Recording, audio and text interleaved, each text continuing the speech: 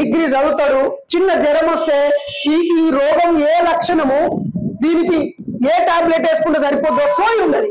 దానికి కూడా 500 300 పెట్టి ఒక డాక్టర్ దగ్గరికి పోయి ఇచ్చి 1000 2000 ఖర్చు పెట్టించుకొని ఆ టెస్టులన్నీ చేయించుకొని అనుమానం ఉందని మళ్ళీ రెండో చెకింగ్ చేయించుకొని ఒక 5-6 వేలు ఖర్చు అయిపోయినాక అప్పుడు మన రోగం. మరి ఈ దిక్కు వల్ల సైన్స్ పుస్తకాలు ఎందుకు ఇక మనకు 10వ తరగతి దాకా మన పిల్లలకి 10 ఏళ్ళు చదువుకునేందుకు శరీర ధర్మశాస్త్రం బోధించినప్పుడు ఏ రోగం ఎలా వస్తుంది, ఏ అవయవాన్ని ఎట్లా కాపాడుకోవాలో చెప్పినప్పుడు ఈ సైన్స్ పుస్తకం ఎందుకు, ఈ సోషల్ పుస్తకం ఎందుకు, ఈ సమాజం గురించి అర్థం చేయించకపోతే ఈ రాజకీయ ఇప్పుడు మనం ఓటు విలువ అంటున్నాం. వాడు 10వ తరగతి దాకా చదువుకున్నప్పుడు రోజు వెళ్ళకపోయినప్పుడు వాడికి ఓటు విలువ ఎందుకు వెళ్తున్నారు అంటే సోషల్ పుస్తకం ఏం చేస్తున్నట్టు, భారతీయ చరిత్రను ఏం చెప్పుకున్నట్టు, మన ప్రాంతీయ తెలంగాణ చరిత్ర ఏం చెప్పుకున్నట్టు, మన వారసత్వాన్ని వాడికి ఏం అందించినట్టు, లేదా రాజకీయాలు ఏం అందించినట్టు, ఒక అడ్మినిస్ట్రేషన్ తెలియదే, ఒక పరిపాలనా విభాగం యొక్క ప్రక్రియ స్టెప్స్ తెలివయే, అధికారులు గ్రామ సచివాలయ వార్డు మెంబర్ నుంచి వార్డు కార్యదర్శి నుంచి మొదలుకుంటే ప్రైమ్ మినిస్టర్ రాష్ట్రపతి దాకా ఎట్లా ఎదుగుతారో ఎట్లా ఉంటారో తెలియదే, న్యాయ వ్యవస్థ గురించి తెలియదే.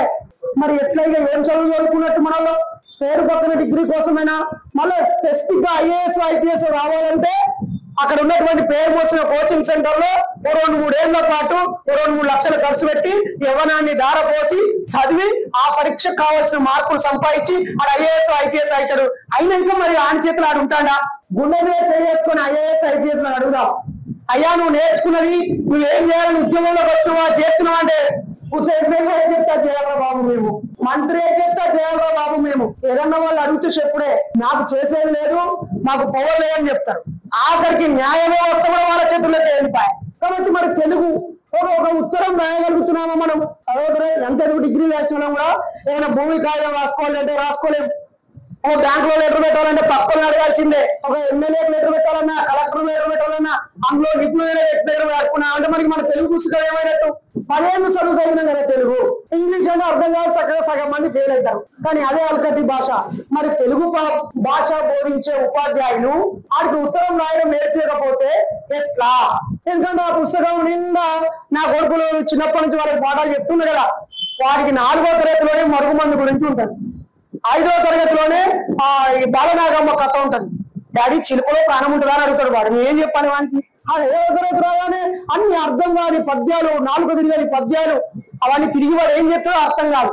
ఆ పద్యాన్ని గుర్తుపెట్టి డాడీ ఇది తెలుగు పద్యమే కదా మళ్ళీ అర్థం ఏంది, నానా అర్థం ఏంది అని అడుగుతాను. అర్థం ఏంది, నానా అర్థం ఏంది, ఒకదానికి ఒక అర్థం ఉండాలి కదా. ఈ నానా అర్థాలు ఏంటంటే నాయన అరే ఈ కవులు వాళ్ళ పైత్యంతో కవులకు దండం కానీ కవులు ఈ చరిత్రను వర్తమానాన్ని సమాజానికి ఇచ్చటం కానీ వాళ్ళు ఇష్టం వచ్చిన ఒక పదవాడ పెట్టి దీని కింద అర్థం రాస్తే ఇక చదవాలి ఎడ్డం లెక్క వినాలే, అర్థం కాదు మళ్ళీ అర్థం చదువుకొని అప్పుడు అర్థం చేసుకోవాలి. ఇక మరి అది ఎందుకు అసలు ఒక్కసారి ఆలోచించాలి నాకు.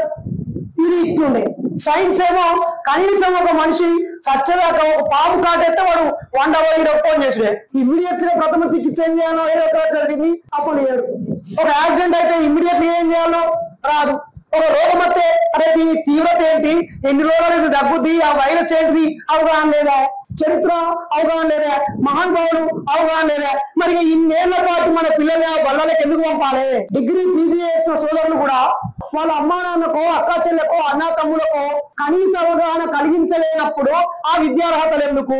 నిజమే కదా. కానీ ఈ విద్యా వ్యవస్థలో వీళ్ళు తెలుగు కళ్ళల్లో అయితే ఆ పూలే సావిత్రిబాయి పూలే లాంటి వాళ్ళు విజ్ఞానం లేకపోతే వివేకం లేదని చెప్పారు. వీళ్ళు చదువు వైపు వెళ్ళిపోతున్నారు. ఆ చదువు కనుక శాస్త్రీయమైన విద్య, హేతువాదమైన విద్య, కార్యకారణ సంబంధంతో కూడిన విద్య, వాళ్ళ బతుకులో ఉపయోగపడే విద్య వాళ్ళకి చెప్తే వీళ్ళు మన దగ్గర బానిసలుగా బతుకరు, కూలీలుగా బతుకరు, చెప్పు చేతులలో ఉండరు అనే ఒక కుట్రతోటి మనకు సంబంధం లేని ముచ్చట్లను ఉంటాయి. మొత్తం సంబంధం లేని ముచ్చట్లే ఉంటాయి. ఇందాకే తమ్ముడు మాట్లాడుతూ అడిగిండు, అన్న మేము 10th దాకా చదివింది వేరు, ఆడ IIM కోసం MCET కోసం చదివింది వేరు, మళ్ళీ ఆడ నౌకరీ ఎత్తుంటే ఈ చదివి లేదా పనికత్తలేదు అని. నిజమే కదా మరి. కానీ ఈ మహానుభావులని మనం ఇక్కడ పెట్టుకుంటున్నాం, వీళ్ళ చరిత్రలు చెప్పుకోవడానికి ఒక అధ్యయన వేదిక పెట్టుకుంటూ ఉన్నాం. కానీ ఈ చరిత్రనే మనం పుస్తకాల్లో పోరాడి సాధించగలిగితే మన పిల్లలు ఆ బాల్యంలో ఆ 13 ఏళ్లకు మైండ్ మెచ్యూరిటీ వస్తుంది కదా. ఆడు అన్వేషిస్తాడు కదా, తెలుసుకుంటాడు కదా, అక్కడనే వెళ్ళొస్తాడు కదా. ఆడు చైతన్యంతోనే డిగ్రీ కాలేజీకి వెళ్ళి చైతన్యంతోనే యూనివర్సిటీకి వెళ్తే ఆడికి వెళ్ళాక కులం అనే గుండంలోకి రొచ్చులోకి వెళ్లకుండా సమాజం అనే విశాల సమాజంలోకి వచ్చి వాడి భావం అది భౌతికవాదమా, భావవాదమా, సాంస్కృతికమా, రాజకీయమా, తనకి ఇష్టమైన కళారంగంలో నైపుణ్యాన్ని పెంచుకోవడానిక, తన ఖాళీ సమయాన్ని తన భావజాలానికి దగ్గరగా ఉన్న వ్యక్తులతో ఒక టీముగా ఏర్పడి ఈ సమాజం ఎదుర్కొనే సమస్యల మీద పనిచేయడానిక, లేదా తనను తాను ఉత్తేజపరచుకొని చైతన్యవంతుడై ఈ సమాజాన్ని ప్రభావితం చేయడానిక వెళ్తాడు కదా.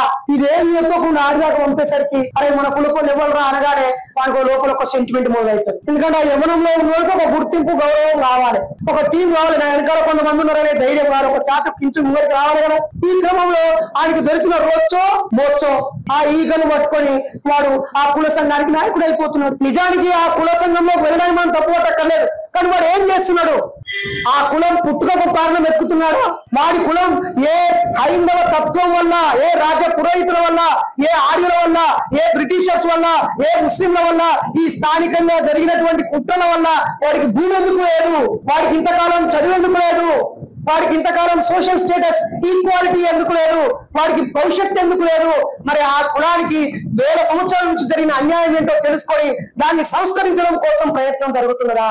చైతన్యం ఏ చైతన్యమైనా గొప్పలే, కానీ అదొక శాస్త్రీయమైన చైతన్యం కావాలి, అదొక ప్రోగ్రెసివ్ చైతన్యం కావాలి, ఉన్నత భావాలతో ఉండి. ఒకవేళ ఎదుటివాడు పొరపాటు చేసినా, వాడు ఆకలితో చేసిన పొరపాట, అవసరం కోసం చేసిన పొరపాట, స్వార్థంతో చేసిన పొరపాట, వాటిని ఏ మేరకు క్షమించి కలుపుకొని పోవచ్చు, ఏ మేరకు సంస్కరించాలనే చైతన్యం లేనప్పుడు అది చైతన్యం ఎట్లయితది?